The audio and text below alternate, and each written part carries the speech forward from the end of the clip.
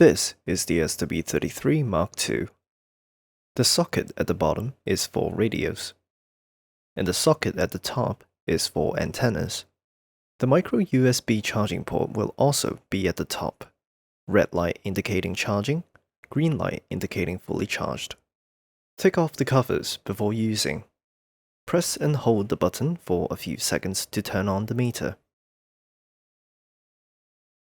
On the left of the screen, there will be an indicator light. Based on the position of this indicator, the meter will display different values. Looking at the graph on the body of the meter, you will find the types of reading that the meter will display depending on the position of the indicator light. Press the button to change the position of the indicator light. When the light is at the bottom left, the meter will display SWR values. When the light is at the top left, the meter will display FW values. When the light is at the bottom, the meter will display RW values. Let's give it a test. First, we have to connect the meter to a radio or walkie-talkie. For this walkie-talkie, the knob at the top is blocking the meter.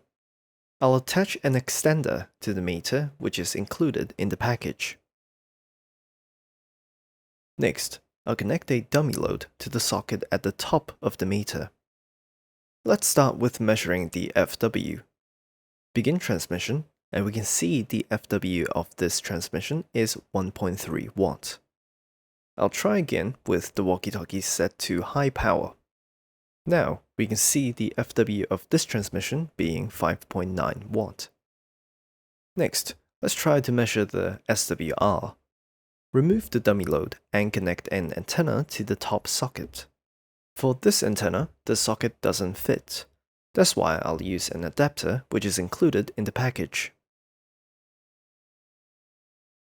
Set the meter to display SWR values and we can begin testing. Hold the meter upright and begin transmission. Now, we see the SWR value with this antenna is 3.5. I'll try again with another antenna. With the same frequency, we get an SWR value of 2.2, which is better than the last one. Thanks for watching.